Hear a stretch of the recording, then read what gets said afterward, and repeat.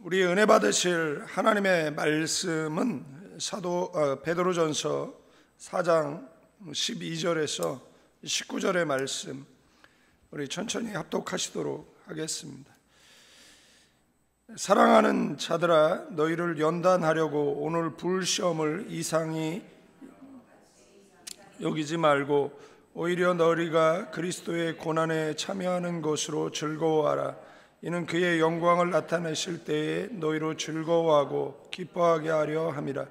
너희가 그리스도의 이름으로 치욕을 당하면 복이 있는 자도라. 영광의 곧 하나님의 영이 너희 위에 계심. 너희 중에 누구든지 살인이나 도적질이나 악행이나 남의 일을 간섭하는 자로 고난을 받지 말려니와, 만일 그리스도인으로서 영광을 돌리라. 하나님의 집에서 심판을 시작할 때가 되었나니, 만일 우리에게 먼저 하면 하나님의 복음을 순종하지 아니하는 자들의 그 마지막은 어떠하며, 또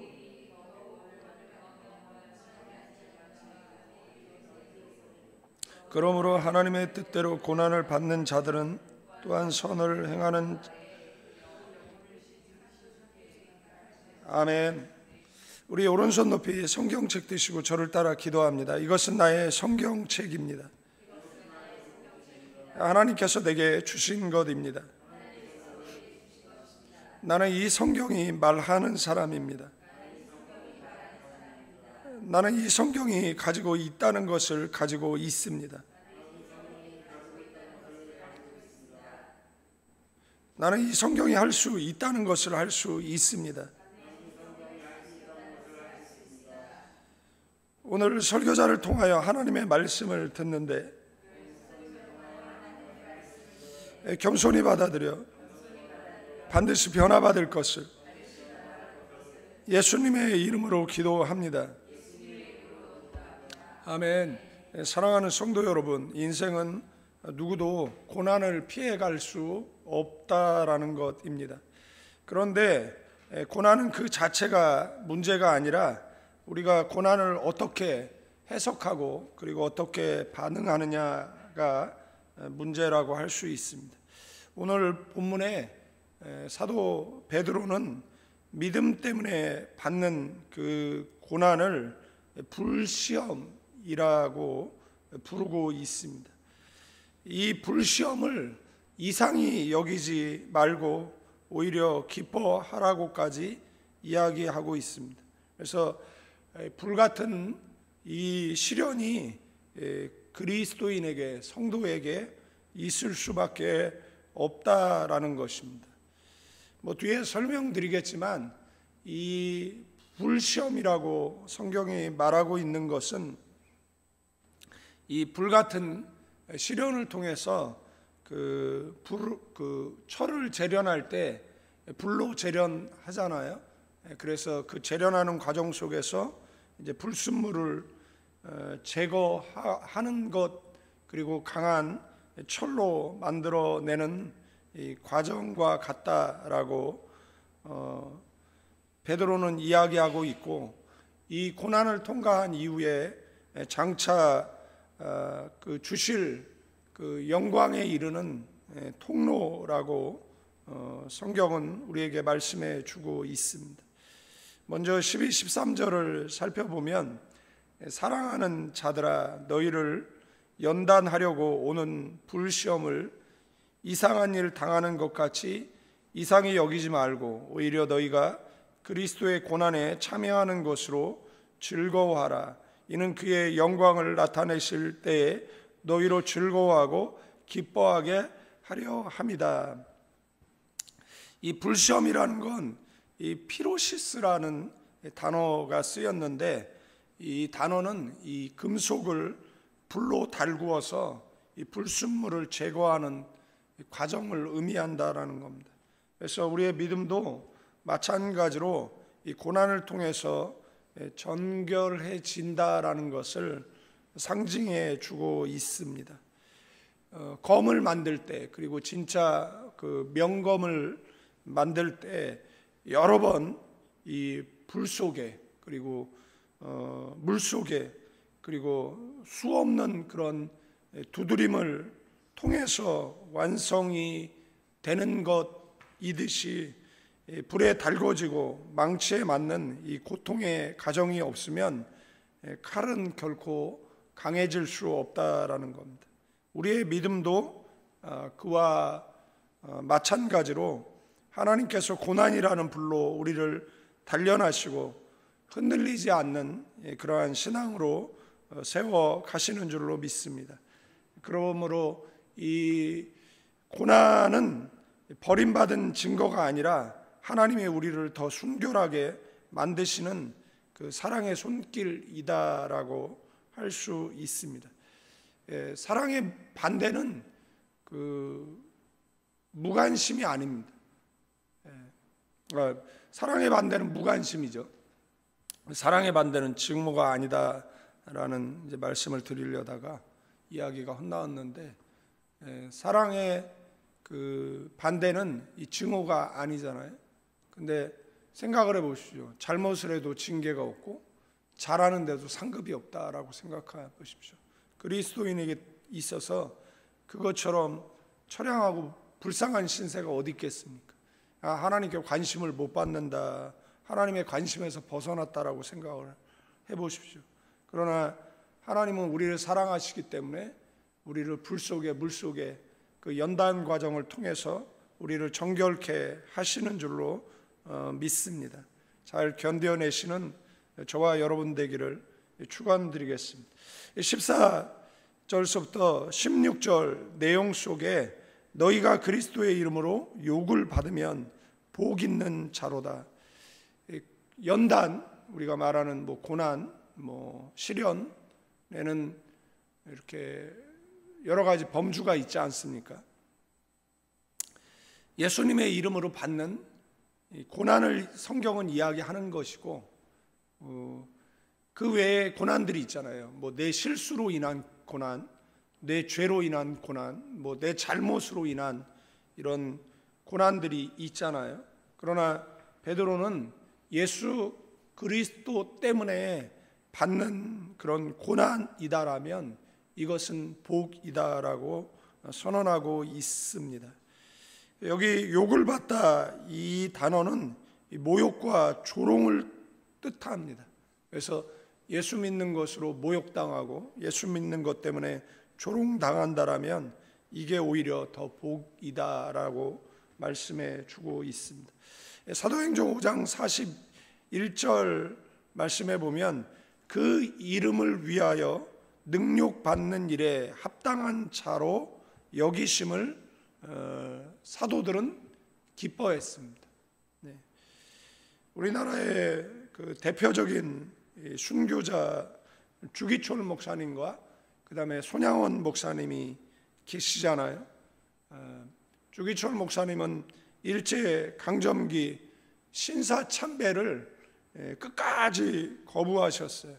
심지어 동료 같은 교단의 목사들로부터 면직을 받기도 하셨어요. 교회 들어오기 전에 동쪽을 향해서 동방요배라고 합장을 하고 그 다음에 교회에 들어와서 이제 예배하는 것이잖아요. 그리고 남산에 최대 신사를 만들어 놓고 우리나라의 민족 문화를 말살하고 종교의 자유를 박탈하고 예수 믿는 사람들을 핍박하고 그 다음에 그들을 죽였죠. 그 대가로 그들은 참혹한 시련을 겪고 앞으로도 겪고 있다라는 것을 발견하기도 한다라는 겁니다. 그럴 때 주기철 목사님은 이 신사참배 거부하고 그 다음에 신앙의 길, 믿음의 길을 걸어갑니다.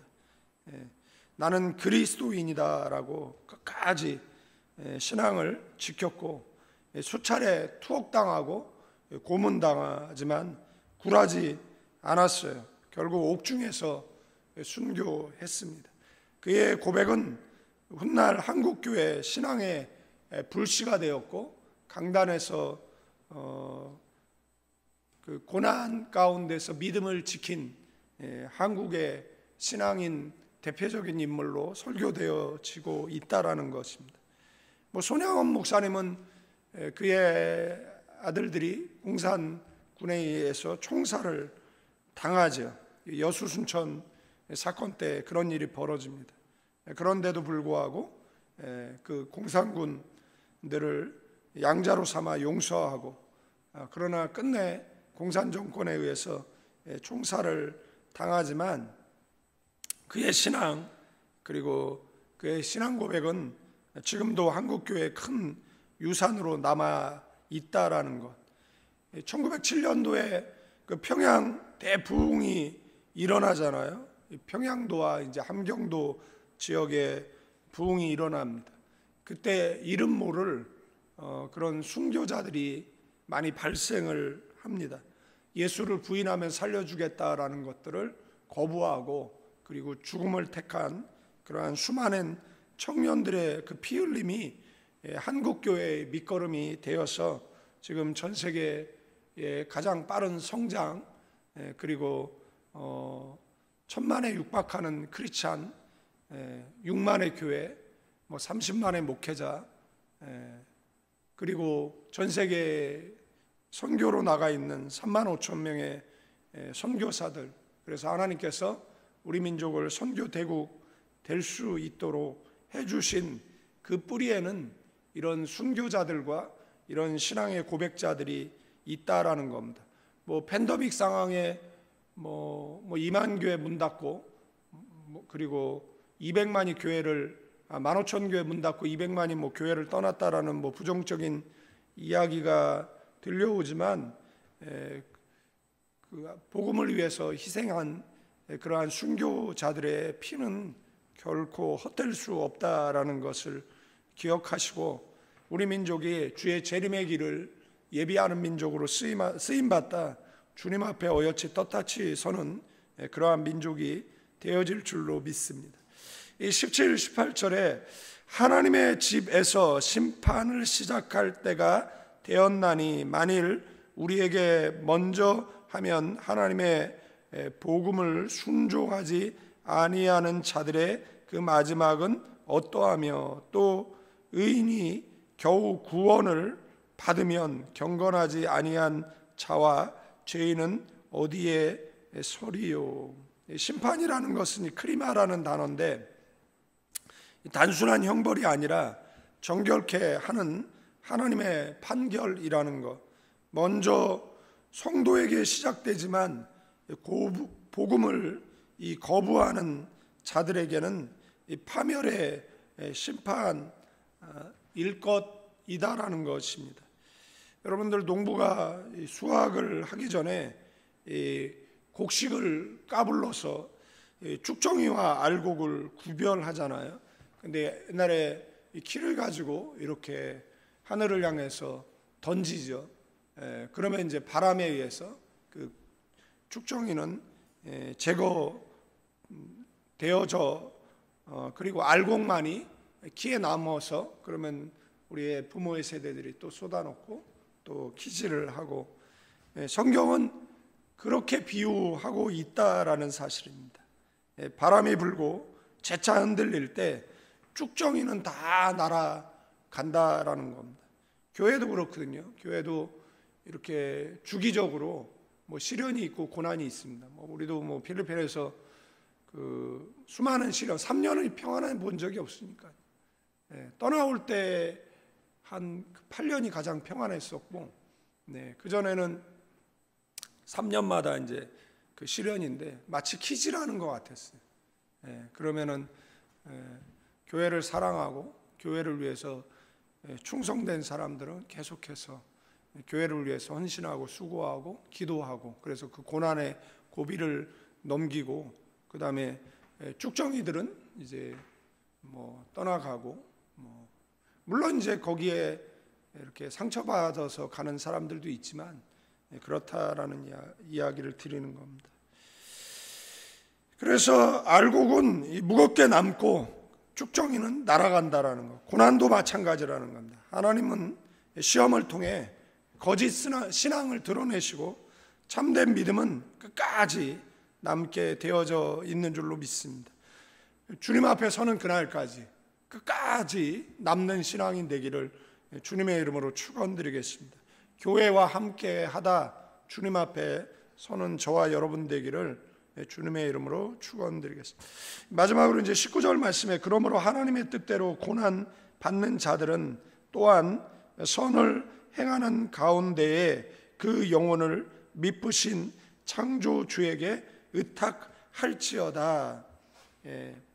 여기 의탁하다, 옛날 개역 성경에는 맡길지어다 뭐 이렇게 되어져 있습니다. 마치 누가복음 23장 46절에 예수님께서 십자가에서 아버지여 내 영혼을 아버지 손에 부탁하나이다 라고 말씀하신 것과 같이 하나님 나의 영혼을 주님께 의탁합니다. 나의 영혼을 주님께 맡깁니다 라는 이 고백인 줄로 믿습니다. 우리가 잘 아는 이 독일의 신학자 이 보네퍼 목사는 나치 정권 아래서 복음을 지키다가 이제 교수형 당하지요. 그는 마지막 순간에 뭐라고 이야기했냐면 이것이 끝이 아니다, 새로운 시작이다라고 고백을 했습니다.